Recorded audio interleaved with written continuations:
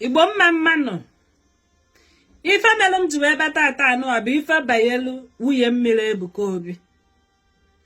I ga-agba mbọ get this message to the end. No message oye fọrọ mmadụ n'anya. Ife bayelu wuye mmiri Ebuka Obi. Remember that Ebuka Obi is not an ordained Catholic priest. Ebuka Obi will any reason whatsoever not to marry. Obuno an ordained Catholic priest, more than 70% of all Catholic priests are married. Most of these priests, reverend fathers, in a na fan no one a fazy room. Owe giki in a column. Oh, ya wabukaba. They are married. They have their family, low key. I remember I'm on a secondary school, whenever Father and Abba Father Chidela came for me, he told me to marry me directly. I was afraid. Because the Bible said, "Cursed be the person that put my servant to test." I flipped. But he really made proposal and also came to my family. And everybody know no go master marry my Father Chidera. I hear we are that talker. I know we are as it is. So do not say. So Ebuka Obi, but an ordained reverend father. All of the people who name Ife brother, they married. Like in this Enugu, 99% of them are married, the family. You understand? The brother. Oh, Ife Ebuka Obi, but brother Ebuka Obi. Obulo such a recognized person under Catholic. You understand? Or pastor or through, and he is not ordained. So for whatsoever reason, he is supposed to be married. That is why I'm here to talk about William Miller. And the fear of William Miller is the beginning of wisdom. Whether you like it or not, oh well, undi William Miller ha can kendos. Oh well, undi William Miller ha ne yensobu. Oh well, undi dim Miller ha ne yensobu. Oh well, undi you will have a farm and why. Ebuka Obi is not such people. Like I said, Ebuka Obi na Ebuka Obi na ndị mmiri adị na mma. But if I'm chọrọ ikwu gị taa anụ akarịrị, ọ dị m na mma mmadụ na nwunye mmiri. First of all, let us visit church baptism. Every church you see have their own nwunye mmiri.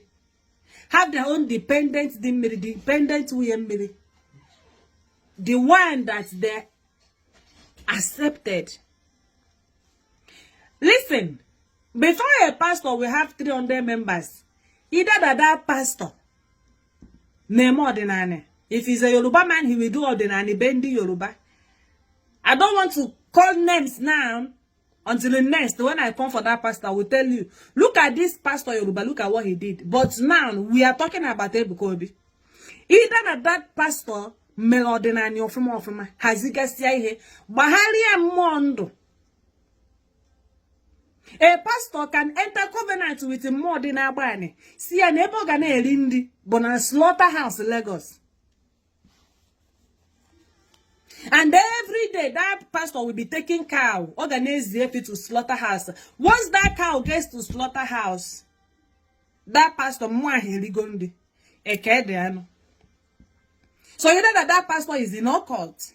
Now, not only that pastor is in occult, there is another form of alignment and an occult.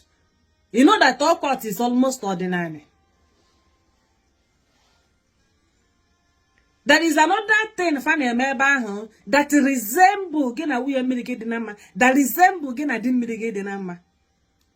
yes, in the occult not that. So you can never prosper in church business without it non occult or ordinary. Your ministry. There are so many people that have called today. Man on the ministry their ministry, they will not see the light of the day in their call. I said, I'm giving you 100. If 100 people ever, but that person will not appreciate that person. If you see a church and I be a year testimony, come and join me, sing hallelujah. I drop 1 billion. I drop 1 million. The thing is simple. Now this church have aligned with their women. Now this church na chifa de nama. Now the owner of this church have entered covenant that abide. Never believe Christianity. You will be going to church in the mirror, see there your call.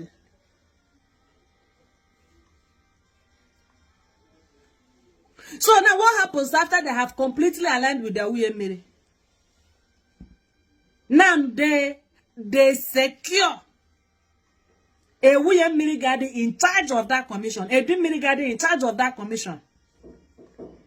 Remember, Nancy, Mama Wavuguno that now every church, actually, midway, we will brother to lay man's understanding, please. I want you to just understand it.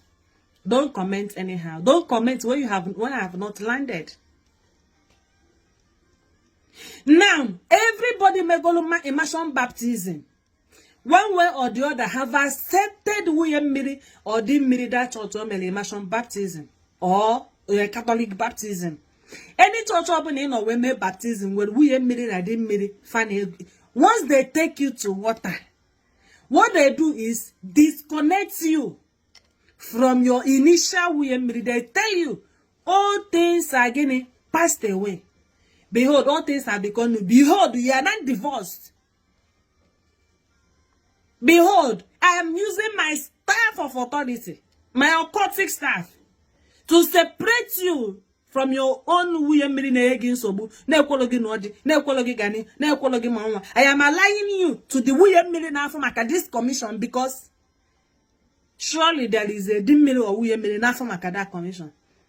Now you have aligned. So whatever good thing that comes from aligning with that, that is what we assess. That is why some people will tell you that now after Mr. baptism,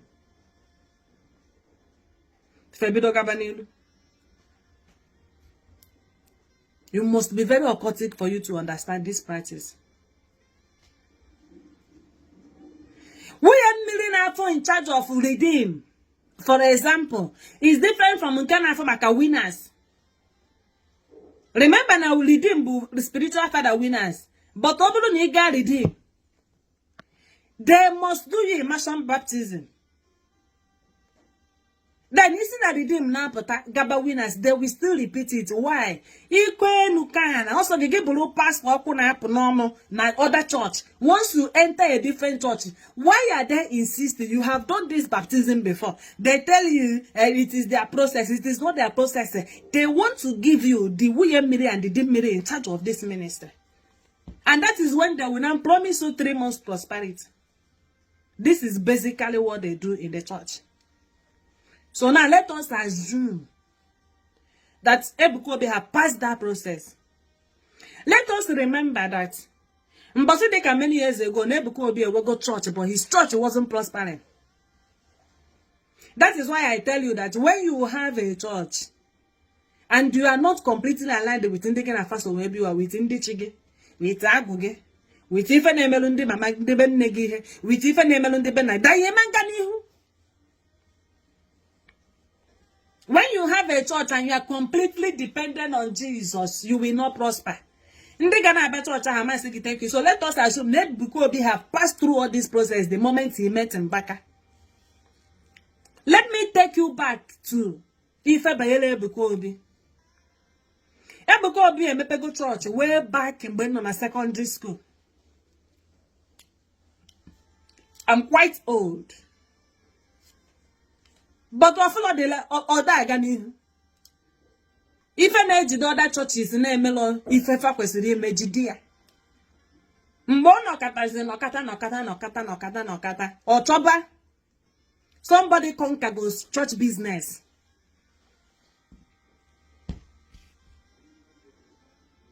Ona chokwe na choye no diono. Oblu no ye no na Pentecostal.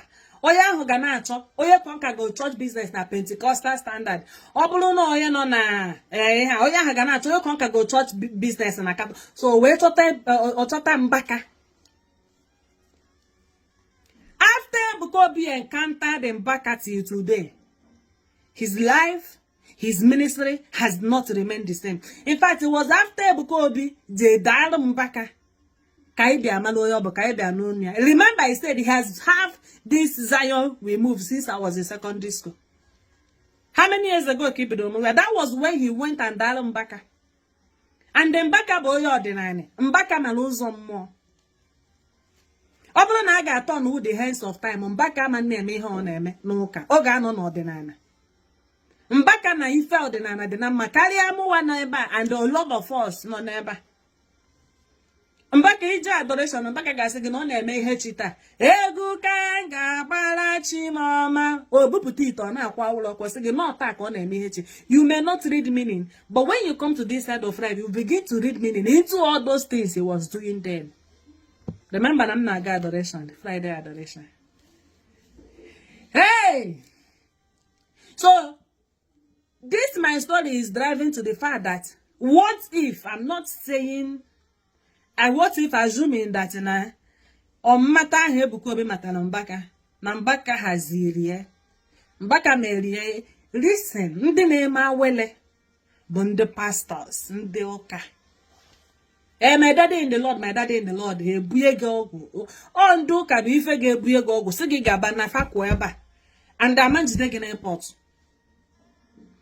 Most ndị na-alụ ọrụ dibịa zie gudozi afọ because na far attain that height, you know, occult, go far. Oh, ndị chi ha na-emere. So what if no has a if all these things? Because rumors has it that Nambaka no wuye milliano. Ana anukwa wuye milliano nugoti anu. But that's not where I am going. Osim Chodizi Ebukobi today, although Nandi Yan and Miria de Nama. All of these stories I've been telling is to make you understand how, why. Okay, you were too shallow. You access to shallow knowledge of how some of the spirituals work beyond if I'm not calling. So what if, let's assume that now Mbaka put his son through, but his son not there. Maybe if any name via ordinana completely or via whatever other means. It doesn't still mean that Nebukobi have the license to marry Oyewu Milliana like you. Forward this message onto the guests to Ebukobi. Ebukobi must to marry Oyewu Milliana. This is the price for sustenance.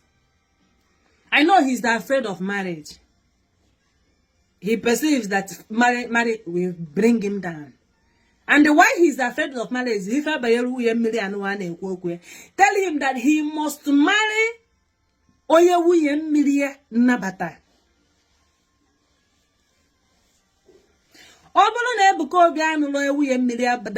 He will go to zero. Even Mbaka cannot rescue him.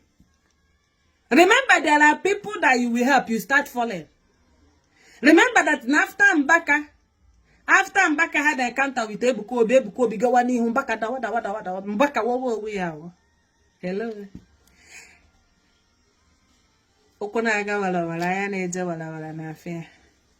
There is so many skeletons in the cupboard, but when we begin to unfold it, they call deliberate attempt to bring that person down, not knowing that in Ifa, but deliberate exposure. A deliberate, come and meet behind the scene, face to face with behind the scene. Any pastor or reverend father, na emeho ordinana, na emeho occult, cannot be heard. He can never be heard. Who won't hear you? How will you be heard? You cannot break free. Where you are coming from, that is a covenant. And that covenant, are they break by in Jesus' name?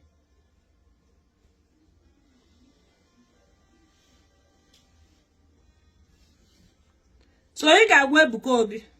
You got forward the message. Once a message past 1,000, some of them will listen to it. And they will act like they don't listen to it. And I know, some of these our messages called about guests here or sending on a church here. I got their follows next away Facebook. My yawan follow him and defenders away Facebook on him. Forward this message to him, let him know. Tell him that in conclusion, you are not afraid of getting married. Rather, ya bido toba. Why we mmiri like? He will go through his church. He's in the choir. He's in the choir. He's a choristers. You don't go through all those people. Oh, well, in the way mmiri like. Ewa the way mmiri na like. Ka ha no we mmadụ. Pastor Chris, for example.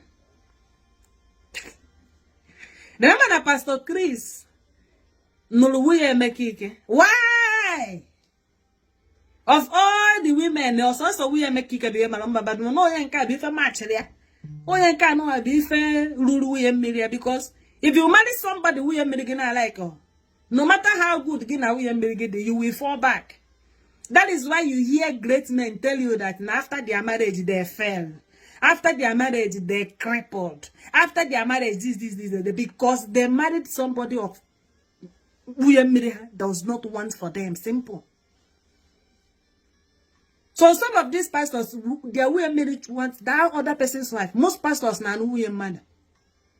I'm going to get top pastors today that ended up marrying somebody's wife. Just to preserve where they are. So Ebukobi cannot break this message down. No dear. Understand where I am coming from. Understand why this message. And then make move. But so Ebukobi gan why? I will be there. I will be there to come and I will be there. I will be there. Almighty Ebukobi. The day he will marry, that's why we are Miriadobenia. That's why in those theater or no. The day he will marry her, I will be there alive. I will be there. It doesn't matter. It doesn't matter. Some of these things are irony. Me, I'm not coming to any church. Not in this my lifetime. No, but holum na this lifetime. If I'm boy ezoku, you what up and you what up your ezoku me. Because kawa who share this message. Go roye, geroye, Bukobi. Eh, neti wagolu ya kwa ibonsumbi. Ya happen his fears and look out for the qualities. Then although that he refused to marry, he will not tell us able be like always able to be like or was the because no reason why he shouldn't marry. In fact, the Bible abolishes working this single at that age. No, no. You have go Bible of me. These people don't do it in the Bible. Okay, for such a kafane, they pretend. That my yesterday message, although it was a joke, it was capping, but they pretend in a fact that you could not mother, but that woman, I still love all of you.